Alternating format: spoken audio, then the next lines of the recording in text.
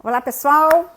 Somos aqui da TAM Cursos, eu, Tatiana Brantes e Ângela Marta. Estamos aqui trazendo muitas novidades, muitas informações atualizadas dentro da área da ciência, de saúde, de gastronomia, da alimentação, tá? E hoje nós vamos estar com o nosso doutor Antônio Cláudio, um nutrólogo, um médico maravilhoso, muito acessível, muito atualizado, e que ele vai estar trazendo para a gente informações sobre essa questão dos exames laboratoriais no Covid, porque a gente sabe que os exames laboratoriais eles são ferramentas, né, muito importantes para nós da área de saúde, né?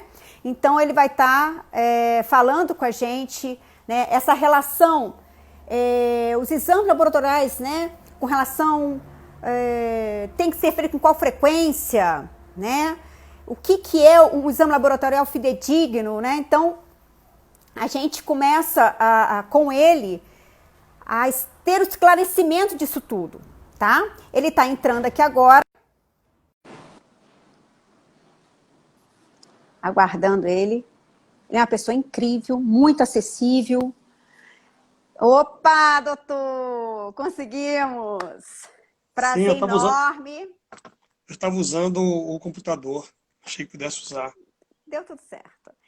Primeiramente, agradecer ao senhor, gratidão aí pela parceria, por tudo, tá? De sempre, a parceria de sempre, né? Essa acessibilidade tão grande com o senhor e trazendo, né, esses grandes conhecimentos que o senhor tem, né, hoje aqui na nossa live. Nós vamos falar um pouquinho, né, sobre os exames laboratoriais no Covid, né? Que a gente sabe que é uma ferramenta muito importante, mas o que é um exame laboratorial fidedigno, isso tudo. Mas antes disso, o senhor se apresenta aí, eu vou ter uma enxurrada de perguntas para o senhor. Obrigado, Tatiana. Bom dia. O som está bom para você? Tá ótimo, tá tudo ótimo. Então, quero agradecer a oportunidade de estar pela primeira vez participando de uma live e a honra de estar com você, que sempre me prestigiou, valorizou, e é uma parceria muito gostosa. O tema que você escolheu realmente ele é palpitante.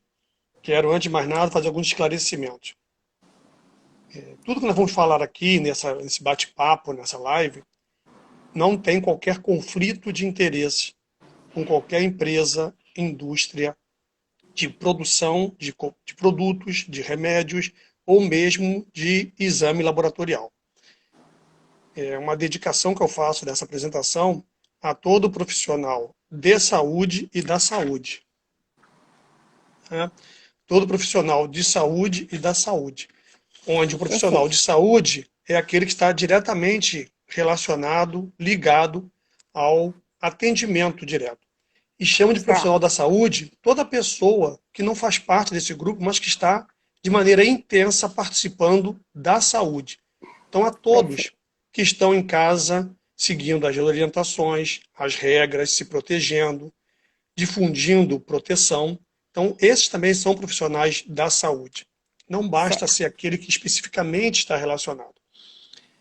Esse tema que você trouxe, vale a pena dizer que eu sou médico, clínico, professor da Faculdade de Medicina, muitos me conhecem, alguns não conhecem, e é uma experiência muito estranha para mim, falar para uma câmera, para uma bolinha. Né? Eu vejo você, mas não estou vendo a minha plateia, não estou vendo o público, não tem aquele montaréu de olhos me observando, que eu possa saber, sentir, né, a opinião. É algo totalmente novo, essa nova maneira de discutir, de ensinar, que é através da videocâmera, ou da videoaula, ou dessa possibilidade toda, essas ferramentas são muito diferentes para mim. Então eu tenho um certo receio de não transformar essa apresentação numa aula formal, e sim numa conversa. Para isso, eu vou pedir muito que você interceda para que não vire aula e sim um bate-papo para tirar dúvidas a respeito de uma situação tão verdadeira e tão polêmica. Vai dar tudo certo, tenho certeza. Só pela competência do senhor, pelo que eu conheço, pelo profissionalismo, pode ficar tranquilo, tá? Eu ia começar a fazer algumas perguntas para o senhor. Posso? Claro, à vontade. Então, assim, qual a técnica mais eficiente de sorologia? Perdão, eu acho que eu vou entrar em outra.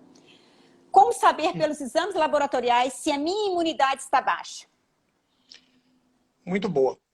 Esse é um detalhe muito interessante, porque tem cerca de 100 dias, um pouco mais de 100 dias, que nós estamos vivenciando essa situação por intensidade. Logo no início, quando foi colocado a situação de maior gravidade, maior risco de mortalidade, em que as unidades de terapia intensiva estavam repletas, lotadas, o medo da morte do desconhecido era muito grande, houve muito pânico, muito medo, e as pessoas ficavam perguntando: o que fazer? Devo usar esse produto, esse outro, essa fórmula para aumentar a minha imunidade? Tenho que aumentar a minha imunidade? Essa pergunta pairou durante o mês de março, de abril, de maneira muito intensa. E, na minha qualidade de médico, de clínico, e seguindo o juramento que eu realizei há 40 anos, em que, se eu não posso lhe fazer o bem, jamais posso lhe fazer o mal. E numa situação desse tipo de dificuldade, como responder se algo seria bom para aumentar a imunidade ou não, se eu não sei como está a sua imunidade? A colocação era: se você está com 100% de sua imunidade, não há como aumentar a imunidade daquilo que já está em 100%. Um pote cheio não pode ficar mais cheio do que está pleno, senão ele transborda. Logo, se eu fosse usar tudo aquilo que me enviaram e me recomendaram para aumentar minha imunidade, provavelmente eu não estaria hoje fazendo uma live, e sim uma DEDS de tanto produto que me mandaram para fazer. Eu deveria estar morto de hiperimunidade. O corpo humano é muito inteligente. Ele tolera durante um tempo, suporta baixa de imunidade. Ele não tolera bem, não aceita bem hiperimunidade. Portanto, como hoje se fala muito de teste rápido, é interessante que houve uma mudança da conotação do verbo testar. Agora tudo é testou positivo, testou negativo, no sentido de que o resultado foi positivo ou negativo. Então eu vou aconselhar para todos, sei que tem pessoas aqui que vão ouvir, estão assistindo e vendo, que não são profissionais da saúde. Essa nossa apresentação não é para ensinar a dar diagnóstico, não é uma aula de medicina, não é para ensinar medicina para quem não é médico, em hipótese nenhuma. Mas como é que eu posso fazer um teste rápido pelo meu exame laboratorial se a minha imunidade está bem ou não? Simples. Caso algum de vocês esteja de posse agora do exame de sangue, do seu hemograma, ou não esteja, mais tarde pegue, observe que tem numa parte da série branca dos leucócitos uma palavrinha escrito lá, linfócito. Linfócito. Muito bem, linfócito. O linfócito representa, de maneira bem simples, a nossa imunidade. Olhe o valor absoluto, não olhe o valor relativo. Todo mundo olha a porcentagem, 20%, 30%. Não. Para a imunidade no linfócito, olhe o valor absoluto. Se você estiver com valor acima de 1000, ponto positivo para você, você está testando positivo para boa imunidade. Então, primeiro ponto, rápido, olhe o seu número de linfócitos. Passou de 1000, testa positivo para uma boa imunidade. Abaixo de 1000, testa negativo para boa imunidade. Usando hoje o linguajar testar. Depois, você pode complementar, nem todos fazem, nem todos os médicos solicitam de rotina, um exame muito comum e simples e barato chamado avaliação das proteínas totais, albumina e globulina. Nossos anticorpos que nos protegem estão nas frações das globulinas. Logo, basta você olhar a globulina, olha a faixa de referência do laboratório e veja, se a quantidade de globulina estiver na faixa de referência, você tem anticorpos suficientes circulando, mesmo que não sejam específicos para o vírus que está aqui em questão. Mas a pergunta foi, como está a minha imunidade? Dessa maneira, linfócito acima de 1000 significa que as minhas células estão imunologicamente preparadas para me proteger. E globulina na faixa da normalidade, eu tenho anticorpos prontos para me proteger. Simples. 2 exames laboratoriais simples, baratos, corriqueiros, que fazem uma triagem rápida, um teste rápido de como está a minha imunidade. Ok? Perfeito. Se algum deles ou ambos estiverem alterados, vale a pena uma avaliação mais profunda, mais precisa, para se saber qual seria a melhor conduta para aumentar a imunidade. E não sair usando qualquer produto ou substância que tem uma propriedade de aumentar a imunidade, mas que muitas vezes, no meu caso, vai me causar uma piora da minha imunidade. O fato de uma substância, um medicamento, de uma planta, de uma fruta, de alguma coisa, ter a propriedade de aumentar a imunidade, não significa que eu, ao ingerir, ela vai causar esse efeito em mim. Há uma diferença muito grande entre propriedade farmacológica de um produto e a ação terapêutica do mesmo. Isso tem que ter muita atenção, porque durante uma aflição, todos ficam desesperados e querem usar qualquer coisa. Sim, é o que está acontecendo. Inteiro. É o que está acontecendo. Então, repare, só um exemplo. Logo assim que começou, houve uma busca frenética por um medicamento chamado hidroxicloroquina. Sim. E quem mais sofreu? Primeiro, os coitados dos pacientes que precisavam tomar hidroxicloroquina para seu tratamento. Esses ficaram desabastecidos. E aqueles que não precisavam, lotaram suas casas de um produto que não saberia nem se iria usar ou não.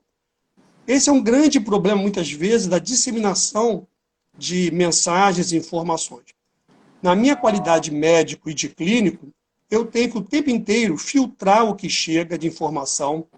Se eu for ler tudo o que me mandam, todos os artigos que me encaminham, o tempo inteiro, é uma coisa impressionante. Eu não faria outra coisa a não ser ficar lendo o que me mandam, não teria nem tempo de respirar. Então, a gente tem que ter muito cuidado para saber selecionar. Então, a primeira pergunta que você fez é: como está a minha imunidade? Olhe simplesmente, já que hoje a nossa live é sobre exame laboratorial. Linfócito acima de 1000 e globulina na faixa de normalidade. Pronto, teste rápido para saber uma triagem de imunidade. Perfeito. O exame de Covid, né? Aqueles que têm... É o teste rápido ou não? Tem aqueles exames que são mais rápidos, tem aqueles que não são. Qual a diferença? Essa é uma área extremamente difícil e complexa. Não só para quem vai solicitar o exame, como para quem vai receber o resultado, e o mais difícil é interpretar esse resultado. Eu vou lhe fazer de uma maneira bem simples, dividindo apenas em 4 no momento. Repare, nós estamos vivendo uma situação nova, grave, séria, onde a morte estava muito perto, e ainda está. E o medo fica rondando. Logo, se parte de uma maneira muito rápida para tentar encontrar uma solução, uma fórmula mágica, um exame mágico, alguma coisa que me passe uma tranquilidade, um alento. Muitas vezes, esses exames, realizados de uma maneira inapropriada, causam mais doença do que propriamente um alívio. Vou citar só um exemplo de caso real. Imagine uma pessoa que esteja vivenciando uma situação de... Opa, deixa eu aparecer aqui. Não, tá tudo ok. Tá tudo ok? Tá, aqui no meu apareceu uma ligação. Então, uma pessoa que esteja vivenciando um momento, uma situação de dor de cabeça e aumento de pressão arterial. Essa pessoa estava em casa, guardando todos os cuidados, tudo aquilo que foi feito. Portanto, uma chance, uma possibilidade de ter contraído o vírus baixa. Ou, vamos dizer, remotíssima. Mas passou mal, a pressão subiu, e é uma necessidade de procurar um atendimento, que não pode ser feito de forma remota, tem que ser presencial. Essa pessoa vai a uma emergência. Pois bem, chegando lá essa pessoa, que estava com tudo para não ter vírus, vai numa unidade onde a chance de ter alguém com vírus é muito alta. Aí eu pergunto, a quem deve ser realizado um exame do teste? Para essa pessoa que chegou ou para quem está lá te atendendo? Aí a pessoa fica desesperada, porque chegou no hospital, sabe o pânico, porque só em olhar a palavra hospital já achou que o vírus está ali. Só em botar o pé na calçada, desceu do carro, já achou que pegou o vírus. Começa aquele pânico todo. chega e acaba o quê? Ah, não, não, se não for a pessoa, algum acompanhante vem falar assim, não, não, tem que fazer o teste, tem que fazer o teste, tem que fazer o teste. Começa a paranoia. Aí vai e faz o teste. Aí o teste vai dar positivo, o teste rápido. Você que foi lá com uma dor de cabeça, com a pressão alta, passa imediatamente a ter falta de ar. O nariz passa a ficar entupido, passa a não ter mais cheiro, a boca passa a não ter mais gosto, dá uma palpitação, começa a ter sintomas que Pelo nada tem desespero. que haver. Você passa a sentir. E aí vai querer, não, eu estou com falta de ar. Faz uma tomografia, me bota aquele negocinho do dedo, me bota aquele oxímetro. Enfim, fica aquela confusão porque um exame rápido deu um positivo. Ora, um teste rápido é um teste de qualidade para saber se alguma partícula do vírus você teve conhecimento. Só que outros vírus também têm alguma partícula parecida com essa. Então você pode realizar um teste rápido e muitas das pessoas que tomaram a vacina para o H1N1 podem ter um teste rápido falso positivo. E aí você que tomou a vacina para prevenir a gripe, vai e faz o teste rápido, que hoje está sendo até apresentado em porta de supermercado, em farmácia, na esquina. Isso é Só não está em roda verdade. de samba, porque a roda de samba não estava acontecendo. Mas se estiver agora na roda Muito de samba, sério. vai ter. Daqui a pouco até o Muito bar. sério Você isso. compra, você vai, Isso é compra um muito chopp sério. e ganha um teste rápido. Então, na verdade, isso vai acontecer. Só que outras variáveis influenciam. Então, você pode ter um teste rápido positivo, nada a representar. E o pior é quando ele é negativo. E se ele vem negativo, você acha, poxa, não tenho nada. Então eu vou tirar aqui a minha máscara, vou usar só metade dela, vou usar só no nariz, vou botar aqui na boca, não vou mais lavar minha mão e acha que está bem. Então, muito cuidado com o teste rápido. Quem deve fazer? Em que momento? É importante uma pessoa que tem alguma queixa, algum sintoma que possa sugerir e estava no momento de exclusão, de isolamento, você estava no momento guardando toda a premissa recomendada. Não sai de casa há 100 dias, não recebe ninguém em casa, segue toda aquela limpeza e de repente você faz uma queixa e não tomou a vacina da gripe e faz uma queixa. Então, nessa pessoa que tem tudo para não ter e passa a ter uma queixa de algo que possa ser, um teste rápido, se vier positivo, me levanta o alerta que eu tenho que estudar essa pessoa de uma maneira melhor com outros exames. E se vier negativo, é bem provável que possa ser uma rinite, uma alergia ou mesmo uma virose comum. Então, tem que ter muito cuidado a quem eu vou escolher o teste rápido. De maneira bem simples. O segundo teste é pesquisar se eu encontro parte genética do vírus nas minhas mucosas, principalmente na mucosa respiratória, que é aquele teste que se faz com a pesquisa no nariz, na secreção nasal, da partícula viral. Aí eu já estou querendo ver se você está conduzindo o vírus. Veja bem, se o vírus está na minha mucosa, isso não quer dizer que ele esteja me causando doença. Então, esse só diz que na mucosa eu encontrei o vírus. Se eu nada sinto, nada tenho de sintomas, nada me faz crer que eu possa estar com a doença, eu apenas sou um portador do vírus, chamado portador assintomático. Se é portador, é alguém que leva algo de um lugar para outro. Logo, essa pessoa poderá estar transmitindo esse vírus para uma outra mais vulnerável. Então, nesse caso, essa pessoa que nada sente e que tem o vírus deve ser mantida em total isolamento durante aquele período de 2 semanas, pelo menos, até que, se repetir este exame após 2 semanas, ele for negativo.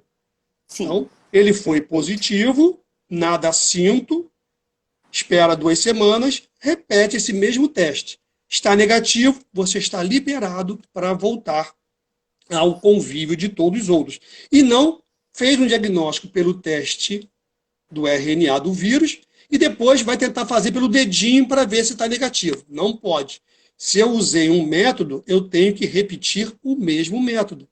E não adianta fazer a sorologia, porque a sorologia vai responder outra pergunta. Os meus mestres sempre me ensinaram que você pode pedir qualquer tipo de exame, mas tem que fazer uma pergunta para o exame.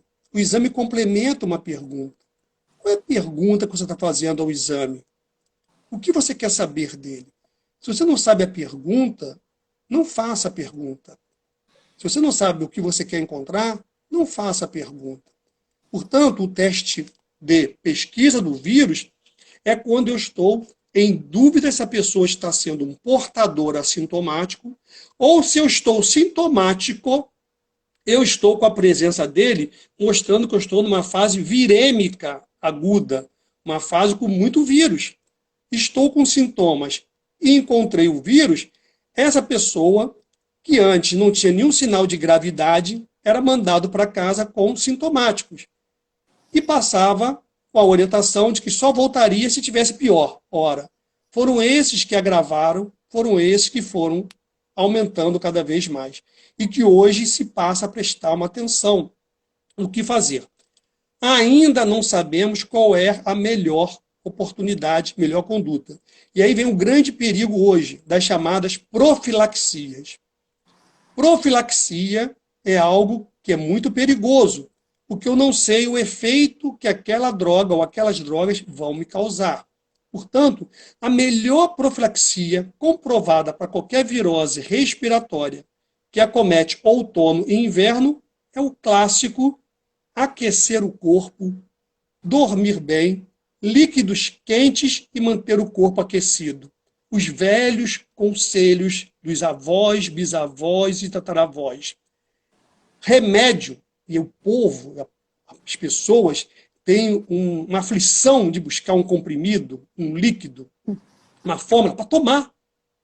Não é bem assim. Tenho muito medo de profilaxia com medicamentos. Ou tu vai no alimento, isso aí já é a tua área. Vamos procurar se encher, vou me entupir, vou comprar uma quantidade enorme de coisas que tenham isso. Espera aí. Se você se encher demais do alimento que tem isso, provavelmente você vai ingerir menos do outro. Ou vai saturar, satura de ou não vai. E vai sobrar do outro. Então, é o cobertor curto. Então, o melhor é ter calma e observar. Então, esse teste da pesquisa do vírus, ele é importante para definir algumas condutas. Se eu Tem uma pessoa...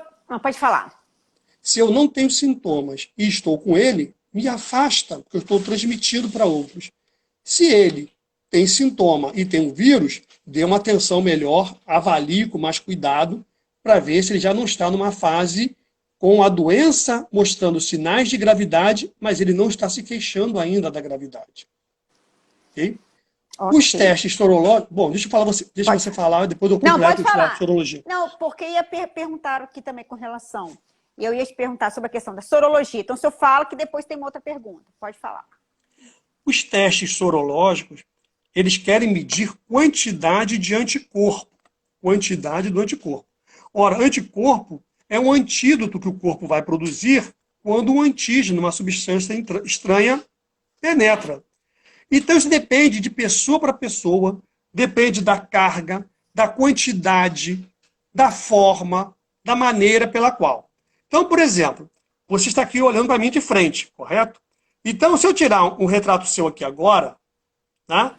Vai sair essa foto. Aí eu peço a você, vire seu rosto para a direita, por favor. Vire seu rosto para a direita. Vira, Tatiana. Isso. Tá. Se eu tirar agora essa foto e tentar mandar reconhecer para um programa que viu você, vira de frente já. De frente, ele vai dizer que você não está ali. Ele não vai te reconhecer. Então depende da maneira pela qual o antígeno é apresentado, é preparado, para que o sistema imunológico de cada um crie o molde perfeito. Por isso que varia de pessoa para pessoa, de tempo a tempo, a construção desse anticorpo.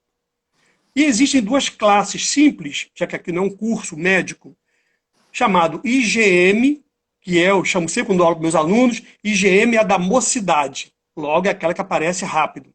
E o IgG é a geriátrica, é aquela que aparece mais tardiamente. Portanto, se eu quero saber se eu estou vivendo o perigo, eu vou perguntar ao IgM. IgM, você já conseguiu moldar algo que está agora perto de mim? Ele vai dizer sim ou não. Ou então eu pergunto depois de muito tempo, IgG, será que você conseguiu fazer realmente um molde daquilo que foi apresentado? O IgG vai dizer sim ou não. E vai dar uma quantidade. E repare que os exames vêm com uma faixa de referência. Então, vem, por exemplo, não reagente. Isto é, ele não diz que é normal ou não normal. A resposta vem escrito. Não reagente, indeterminado e reagente. Repara que vem não reagente, tanto para o IgM quanto para o IgG. De 0 até 0,9. Em geral, esse é o método. Tem outros que variam, mas esse é em geral o método. Aí você tem, muito bem, não reagente. Se eu tiver com 0,1, é não reagente. 0,5, não reagente. 0,85, não reagente. 0,89, não reagente. Ora, o que é 0,89 em relação a 0,1? Ambos são não reagentes, mas um é não reagente muito baixo, o outro é o não reagente mais alto. Mas como a pessoa leu logo a resposta não reagente, já achou que está tudo tranquilo. Calma, não sei se é isso. E passa a ser reagente quando? A partir de 1,1. Repara que entre 0,9, que diz que é negativo, não reagente, e 1,1, que diz que é reagente, há uma diferença apenas de 0,2. A linha que limita não reagente do reagente é muito sutil. Por isso que hoje ele possa estar não reagente e amanhã está reagente. Isso é uma curva de evolução. O teste sorológico, que é realizado com muita frequência, as pessoas querem fazer como contraprova, é muito difícil ser interpretado. Talvez esses testes sorológicos sejam importantes quando tivermos a vacina, para sabermos selecionar quem serão as primeiras pessoas que precisariam e que vão precisar serem vacinadas. Perfeito. Aquele que estiver com os títulos de anticorpo mais baixo deverão, a meu ver, é claro que isso vai ser definido ainda por critérios internacionais e até mesmo por experientes pessoas das sociedades de imunologia, de infectologia, mas aquele que tiver passado esse tempo todo com imunoglobulina IgG baixa ou não reagente, esse precisará, a meu ver, ser mais vacinado do que aquele que já teve o IgG mais elevado. Poderá, vamos assim dizer, ficar numa segunda leva, um segundo tempo de uso da vacinação. O fato de você ter tido contato com o vírus e fazer um IgG alto, ninguém tem como comprovar hoje quanto tempo esse IgG vai ficar alto. Essa não há é uma tempo discussão, ainda, né? porque não há tempo ainda, as coisas estão muito novas. Estamos vivendo a situação. Diferente de quando eu lhe aplicar uma vacina que vai me fazer um estímulo de produção de IgG mais duradouro. E que, de acordo com o tipo de vacina, com o aspecto que vai ser estudado, vamos saber se ela vai dar uma imunização por 6 meses, por 1 ano, por 2 anos. Ainda não tenho esse tipo de resposta. Portanto, esses testes IgM e IgG, temos que saber qual é a pergunta que eu vou lhes fazer. E muitas pessoas ficam pedindo o tempo inteiro, quase que te implorando para pedir um exame. Alguns ficam tristes comigo, alguns não gostam, quando eu digo, não sei o que pedir, não sei o que indicar, não sei se vale a pena. Esse não que eu digo é um não do meu juramento de Hipócrates, porque esse não está dizendo que eu não estou lhe fazendo mal, não lhe estou sendo omisso, não estou deixando de lhe atender. O não, muitas vezes, é um medicamento. Antes de lhe colocar numa situação de risco, eu lhe digo, eu não sei ainda, não sei que exame lhe pedir para o quadro que você está me dizendo. Pelo quadro que você estiver apresentando, eu provavelmente saberei, e se não souber, vou consultar colegas que possam me ajudar a dizer, nesse caso, qual a melhor conduta a ser solicitada. E não partirmos para hoje a oferta grande de exames. Promoção, vem aqui, compre tal medicamento e ganhe o teste rápido. Ou vem aqui, daqui a pouco está no bar. Vem aqui, a cada chopp, a cada rodada você tem direito a um teste rápido. Pode ser que mude. Então, muito cuidado. Eu tenho que falar dessa maneira porque a situação está indo para um caminho de uma perda de um controle. Tudo que eu estou aqui falando é fruto de estudo, experiência, vivência, e ela é baseado no que a gente vê, vive, estuda e aprende. não há nenhuma conotação de intuito, nem religioso, nem político, nem econômico. Apenas um Perfeito. raciocínio de médico. Doutor, estão me perguntando aqui, falando assim, Ana Donato está falando assim, repete o PCR e RT? Oi, Ana. Se você faz uma pessoa que faz um diagnóstico, a pessoa não tem queixa, não está com sintomas. Isso vale para a pessoa que não tem sintoma. Você faz o PCR-RT, que é em tempo real. RT é real time, do inglês, né? Tempo real em português. Em português seria PCR-TR, né? Tempo real. Você faz no tempo real, quer dizer, verdade, momento, absoluto. Pum. Foi positivo e a pessoa não tem sintoma e você mandou essa pessoa ficar em quarentena, afastou dentro de casa todo mundo, ficou num quarto isolado, ficou lá com máscara, a comida é entregue na porta, a pessoa não tem contato com ninguém, banheiro próprio. Então, essa pessoa que você colocou totalmente numa quarentena, num isolamento, não é mais distanciamento, e sim isolamento, porque ele foi teste positivo pela presença do vírus, mas não tem sintoma, a garantia após 2 semanas de que ele possa voltar ao convívio é a repetição da pesquisa do vírus. Porque, passado 2 semanas, esse vírus provavelmente não vai estar mais na mucosa daquela pessoa, já que ele está assintomático.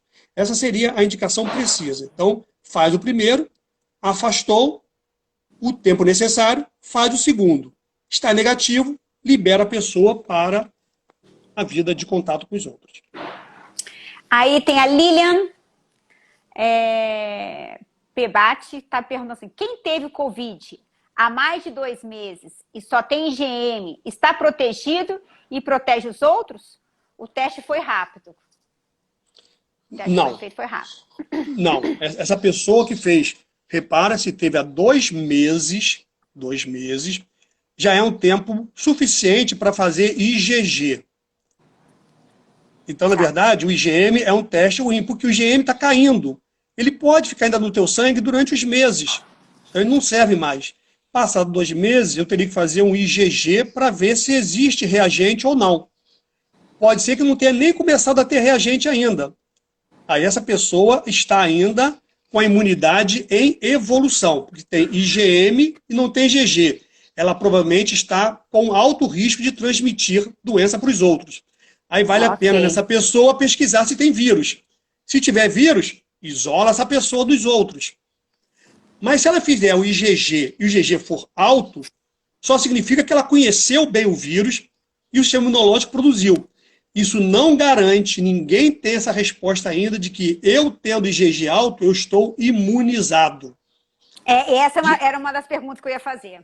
Não tem essa resposta, porque esse tipo de vírus, essa família do vírus, essa forma desse vírus, a seriedade, a gravidade desse vírus, ainda não nos permite dizer por quanto tempo eu vou manter IgG e se isso vai me criar uma imunidade contra uma nova reapresentação desse vírus. Não sendo na forma vacinal, isso não garante. Então, quem tiver um IgG alto, é porque a sua imunidade foi altamente competente em produzir para aquele momento de agressão. Mas não fique se vangloriando em relação aos outros, nem abaixando a guarda, nem achando que é super-herói, e esquecendo que o IgG poderá cair e você adoecer novamente. Ok. Deixa eu ver aqui. Muitos elogios, muitos elogios. Obrigado, gentileza. Tem a outra filha do senhor aqui, a Raquel, que está mandando beijinhos pro senhor. A Raquel é o grande xodó que eu tenho como exemplo de nutricionista e graças a ela eu te conheci. Exatamente, ela é uma fofa. Deixa eu ver aqui se tem mais alguma pergunta. Tantos elogios. A pessoa teve Covid há 3 meses, tem o IgM e não tem o IgG como estou. É a mesma pergunta, parecida com a pergunta anterior. Então, teve 3 meses, esteve há 3 meses, está com IgM, mas ele não tem IgG. Essa pessoa deve, se estiver bem e quiser saber como você vai estar o teu sistema imunológico, espera mais 30 dias e dosa só o IgG. Se o IgG continua baixo, se quiser saber mais, espera mais 30, 40 dias, faz outro IgG. pode ser que a sua curva do IgG só venha a ficar positiva depois de 2 meses, 3. Cada pessoa tem uma resposta imunológica. Mas não peça mais IgM, Tá. para você ficar sabendo se está bem. Senão vai causar. A cada IgM que você pedir, tem que pensar se não vai ter que pedir o PCR do vírus.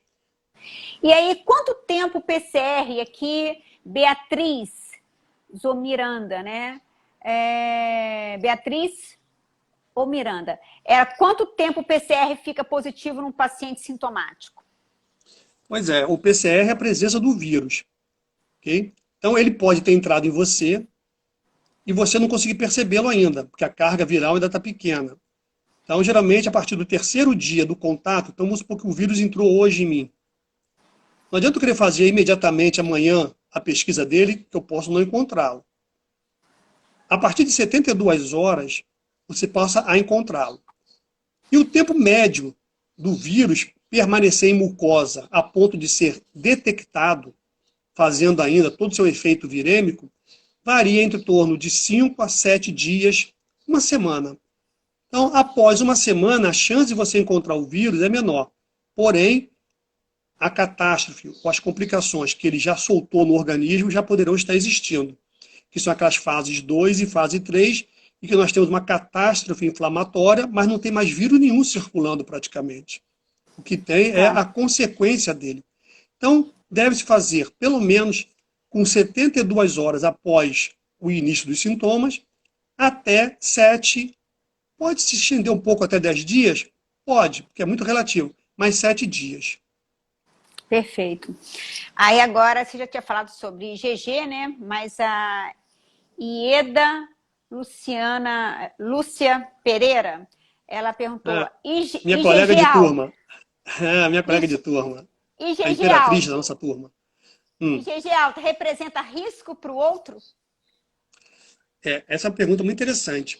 Quanto mais alto o IgG, menor, a princípio, é o risco de contaminação, de disseminação desse vírus. Praticamente, é uma doença muito nova, uma situação muito nova. Não dá para falar 100%.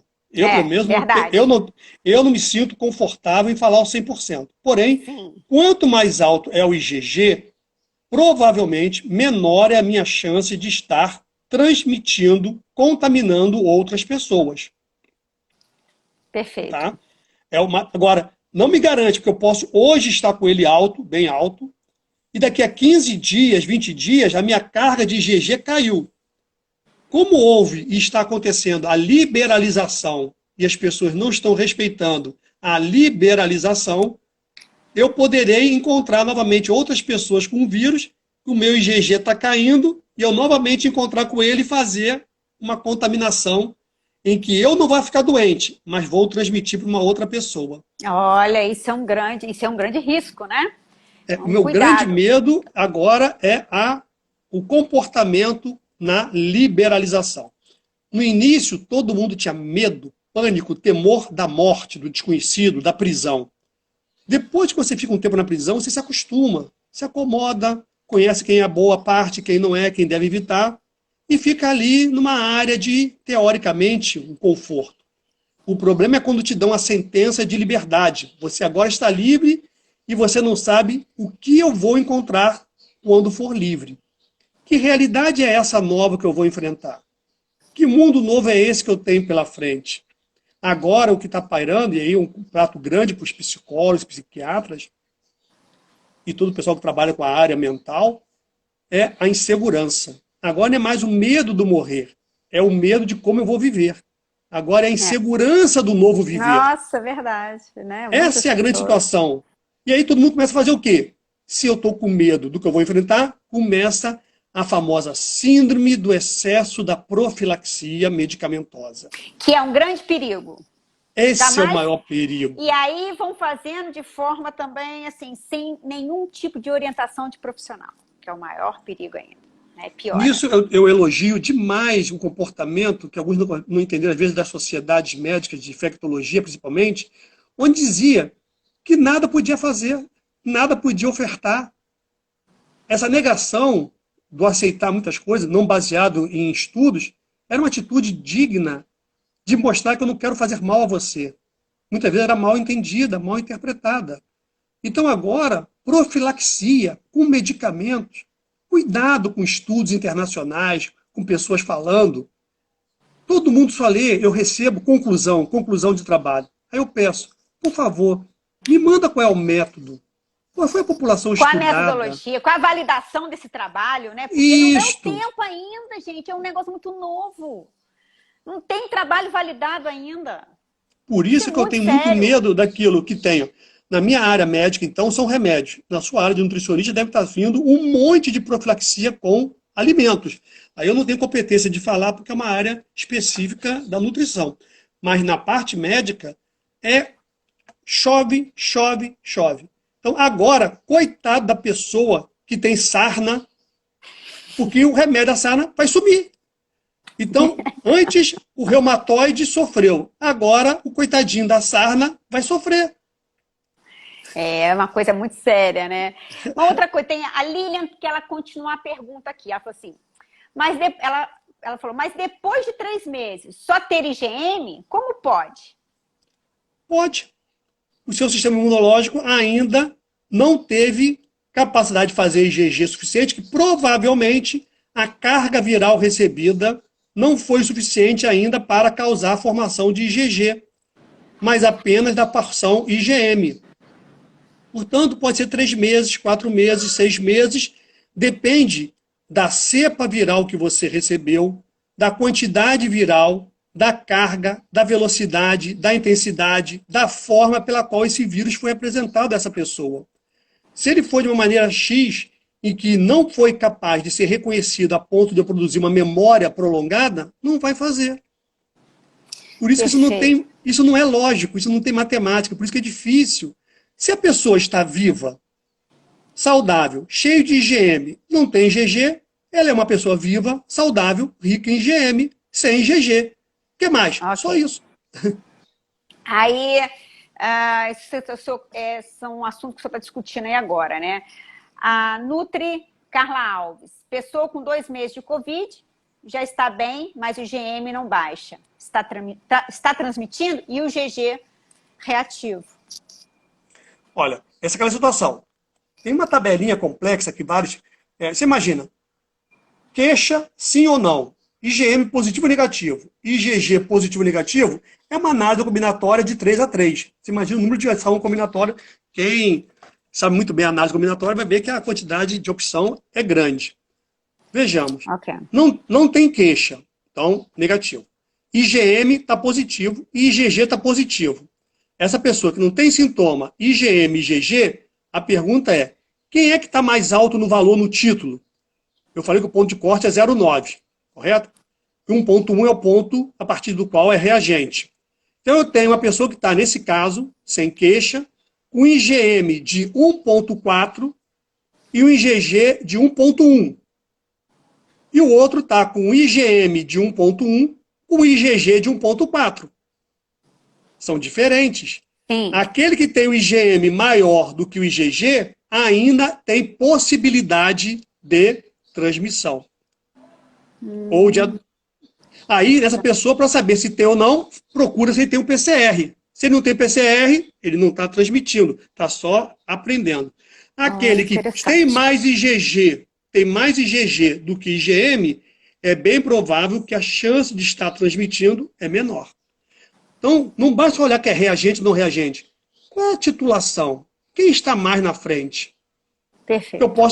Há uma fase em que os dois estão juntos. Tem IgM e IgG junto. O IgM vai estar começando a descer e o IgG está começando a subir. Então depende em que momento da curva que você esteja avaliando.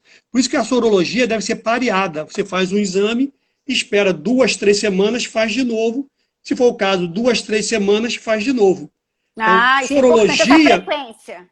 sorologia tem que ser pareado. E a cada 2 semanas a 3, que é o tempo médio de meia-vida de construção dos anticorpos. 2 semanas. Perfeito. Teve uma pessoa que falou aqui, MTM, Rio de Janeiro, né? Meu marido teve Covid, ele não se isolou em casa. Eu fiz exame e foi negativo. Como isso é possível? Sorológico e foi negativo. Então, qual foi o exame que ela fez para ser negativo? Provavelmente, se foi o sorológico, não sei, se foi IgM deu negativo, e ela teve contato com o marido com Covid, é o que eu falei. Deu negativo, não reagente. Mas o valor de corte é 0,9. Se o dela deu 0,8, ela teve contato com o vírus, só que insuficiente a quantidade para ela fazer um teste reativo. Agora, se ela teve contato com ele, em contato, e o IgM dela é 0,1, 0,01, ela é um daqueles grupos de pessoas que entram em contato com o vírus e não fazem anticorpo e não adoece. Porque pode falar. O sistema imunológico é muito mais complexo do que isso. O ser humano é muito mais inteligente. Há outras vias imunológicas que não estão sendo mensuradas, que podem estar sendo usados para você como seu meio de defesa. E não só aquele que eu estou observando. Então, no caso dessa jovem, só para terminar, no caso dessa pessoa que mandou, é bom observar qual foi o valor do IgM que ela teve. Se o marido teve, e ela teve contato com ele, e o IgM dela é 0,8, ela conheceu o vírus, só que foi insuficiente para causar nela uma quantidade de IgG no momento. Se ela for ficar acompanhando, pode ser que faça ou não. Depende dela, do que ela queira perguntar ao exame. Isso pode ter relação também com a predisposição genética? E há várias condições. A predisposição genética de fazer mais anticorpo existe. Existe trabalho agora falando a respeito até do grupo sanguíneo, correto? Que também é um quadro genético. Você, para pesquisar qualquer situação genética, você pode encontrar particularidades com determinadas localizações, determinadas populações, determinados estilos de vida, determinadas regiões que você habita, determinados hábitos alimentares, que podem influenciar. Não tem o efeito da genética, na nutrigenética. A genética ela existe o tempo inteiro. Então, claro, as pessoas têm 10 a 15% do seu comportamento genético e o resto é fenotípico, é ambiental. Perfeitíssimo. Tem uma pessoa que até falou então aqui, que ela, acho que é quase a mesma pergunta da anterior, que ela falou o seguinte: duas pessoas que moram juntas, né, estavam com sintomas de Covid. O teste foi feito nos dois. Um deu positivo, no outro deu negativo. Aí ela ficou preocupada. Seria um falso negativo ou um falso positivo? Se foi o teste rápido, sim. Pode. Ou não deu tempo ainda de um mostrar e outro não mostrar. Conclusão, qual foi a razão desse teste? Causar pânico. Serviu para quê? Para nada. Se você pegar os exames, se você for ler, eu tinha separado um slide para mostrar se fosse pelo computador. Se você for ler o que está escrito embaixo, que é a explicação que os laboratórios dão para o teste, quem tiver curiosidade, leia. A conclusão que você lê aquilo é que não sei o que está escrito, não entendi nada e não sei para que isso serviu. Porque a explicação diz que é algo, que não é algo, que é para algo, que eu não sei o que é algo, que vai fazer algo, que eu não sei o que é esse algo. Conclusão, correlacione com a história clínica e com o exame médico. Ora, bolas. Para ter isso escrito, eu não preciso desse exame. Tem uma pessoa que falou, Lara, minha amiga de Porto Alegre? Ela falou, tenho atendido muitos pacientes com ansiedade. Manaus, lotada de síndrome de pânico. Assim, Manaus, lotado de... síndrome de pânico. Isso é um problema muito sério. Muito sério. Muito sério, que foi o grande momento dos psicólogos, psiquiatras, eles podem falar isso muito bem, porque muito mais do que o vírus em si causar doença e matar, o pânico, o medo, a insegurança, as divergências de palavras, de opiniões, as interferências não médicas em tudo isso, causou, a meu ver, muito mais doença. E a mídia, o meio de disseminação, assim como ela é boa para difundir coisas boas, ela espalha um monte de inverdade. E aquilo é fácil. Eu recebo o mesmo tipo de informação vindo de 10, 20 pessoas diferentes. Chega, é impressionante. A mesma coisa. Né? Entendeu? Eu já respondo agora assim, não indico. Não indico. Antes eu ainda explicava, falava, aí eu explicava dizendo que não, aí o que acontecia? As pessoas me questionavam, me debatiam, aí me mandavam artigos. Quer dizer, aí eu falei, bom, tudo bem, então querem debate, querem mais coisas. Então, como eu não quero, quando um não quer, dois não brigam, a pessoa responde agora, não indico. Nós temos apenas, está muito maravilhoso, muitas perguntas. Eu vou colocar 3 perguntas para o senhor, que o nosso tempo está encurtando. Nós temos apenas 10 minutos. A Lilian, né, continua na pergunta assim, tem da Lilian, tem da Gisele, tem da Magda, tá? Magda, minha grande amiga psiquiatra, se for a Magda, Ó, Weissman, eu dou um olha beijão para só, ela, que ela pode falar isso melhor do que eu, na parte da cabeça. ó, estão se falando aqui, perguntando, deixa eu começar aqui. Tudo muito novo, né? Querendo as respostas absolutas. Aí tá assim, e os alimentos não podem ajudar? Eu acredito que possa sim, né? Isso é para você. Eu acho que tudo vai depender de pessoa para pessoa, como é que está o hábito real da pessoa, né? Quais são os medicamentos que ela toma, tudo é um contexto, né, doutor? Tem que avaliar todo o paciente, né, antes de responder. Mas eu acredito muito que o alimento possa sim ajudar, muito mesmo. Eu digo sempre que medicamento, alimento, treinamento, cada um no seu momento e nem sempre ao mesmo tempo. Outra coisa, falaram aqui assim... Não podemos esquecer do treinamento físico, das coisas todas, das orientações. Não sei se meu amigo Alex está por aí, mas ele, como personal trainer, uma pessoa séria, consciente, que me treina há 15 anos, que me auxiliou a manter um preparo durante esse período todo, mesmo em casa à distância, que me manteve saudável para suportar o atendimento a tantas situações que eu não parei de trabalhar, eu não saí da linha de frente, eu fiquei e continuo direto atendendo desde que tudo começou. E felizmente não fiz teste, não vou fazer, nem quero fazer, e por favor, não me peçam para fazer teste nenhum, que não existe maior evidência do que eu. Olha só, nós temos aqui também ivermectina, já sumiu, lamentável, né? Cada vez que eu ouço essa palavra, eu tenho que tomar um antialérgico antes. Eu estou ficando com urticária, com angioedema de ouvir essa palavra. Quer dizer, coitadinho de quem tiver, né, sarna, chato, né, vai ficar muito chato. Olha só, porque assim, doutor Antônio Cláudio, e a ivermectina como prevenção, o que acha? Essa pergunta eu me nego a responder. Essa eu não indico, não vou responder isso. Por favor, desculpe, mas essa pergunta, essa questão eu não respondo. Deixa eu só fazer uma coisa aqui. Vê o tempo aí para não cortar a gente, senão cortam a gente. Nós temos apenas 4 minutos. Senão eu vou ficar assim, congelado. Não, olha só. Quando se deve entrar com alguma dessa profilaxia conhecidas? Tem um momento certo? Não. Não tem um momento certo. Então, antes de mais nada, já que temos 4 minutos, quero já desde já agradecer a todos vocês, porque daqui a pouco vão cortar nossa palavra, eu vou ficar assim, igual um bobo parado, congelado na imagem. Então eu quero agradecer a você, Tatiana, a todos que estão aqui assistindo e que vão assistir posteriormente. Eu falei para a Tatiana, quem não assistiu ao vivo, não adianta fazer pergunta depois, que eu não tenho tempo nem paciência para responder. Eu vou responder de quem está ao vivo, correto? Eu tenho que ler muito desses papeizinhos que estão me mandando, muitos desses coisas. Então, eu quero agradecer a você, Tatiana, pela oportunidade de participar pela primeira vez de um evento dessa natureza. Foi uma experiência muito grande e eu espero que ter, pelo menos, colocado mais dúvidas, mais, não preocupação, mas mexido com a cabeça das pessoas para pensar com calma ante uma situação que temos que ter serenidade. Durante toda a minha vida, muitos anos, trabalhei em pronto-socorro de hospital público de emergência no final de semana. E o que eu sempre aprendi dos meus mestres foi, no lugar de maior perigo, prevaleça a serenidade. Então, sempre tem que ser sereno para ter lucidez ante perigo. Então, eu quero te agradecer, vamos continuar fazendo as perguntas. Já agradeci a todos, um beijo mitocondrial para todos. Vamos vamos finalizar aqui, então, com menos aí de 4 minutos.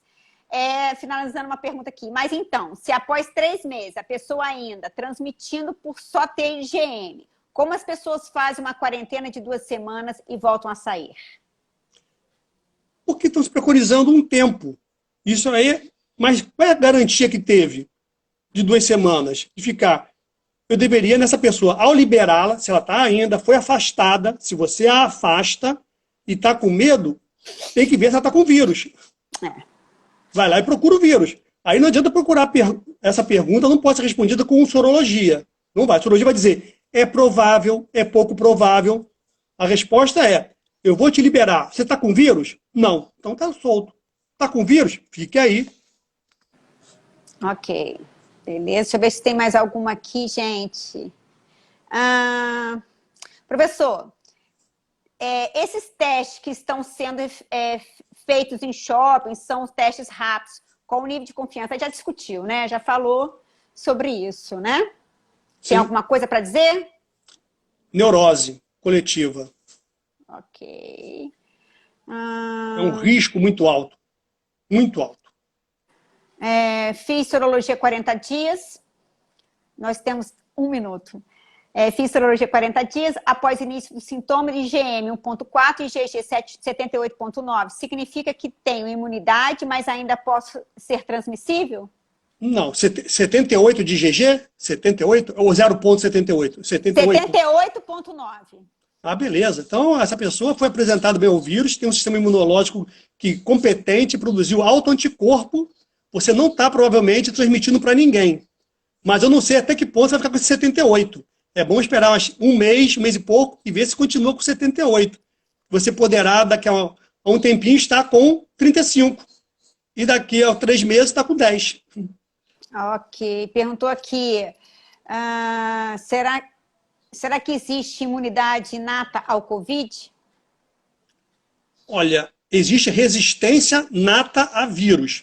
Algumas pessoas terão, sim. Alguns terão, sim. Ok. Existe sim. Nem todas as crianças são assintomáticas. Apenas podem manifestar de modo diferente, né? Eu não sou pediatra, os outros pediatras poderiam explicar melhor, mas criança é um ser todo especial. A Ieda, né, que falou sobre isso, né? Doutor, então nós estamos finalizando aqui. Você vê se tem mais gente, tem mais perguntas, acho que a gente não vai dar tempo, vocês me perdoem. Porque Desde que estão ao vivo. Desde que estão ao vivo. Não, desde que estão ao vivo, você pode selecionar as perguntas que eu vou responder. Quem vai ver depois e mandar pergunta, é que eu não tenho tempo de responder. Eu vou pegar o Instagram do pessoal, né? Não sei como é que a gente faz, eu vou aprender aqui. Mas qualquer coisa, gente, entra no Instagram, no direct, de quem a gente não respondeu, entra no direct da TAM Cursos, manda as perguntas, eu encaminho para o doutor e a gente se compromete a enviar as respostas para vocês. Né, doutor? Então, gratidão, o senhor do meu coração. Obrigado Ele a você. É meu médico também, tá, gente? Ele é meu médico também. Ele é nosso professor, ele vai estar aqui com a gente outras vezes, com certeza absoluta. Gratidão, muito obrigada por tudo, doutor, tá? Um beijo. Um beijo carinhoso, tá? Obrigado a todos. Quem tiver dúvidas, manda pra gente pro direct. Nós vamos encaminhar a resposta, tá? Para todos vocês aí que a gente não tenha respondido.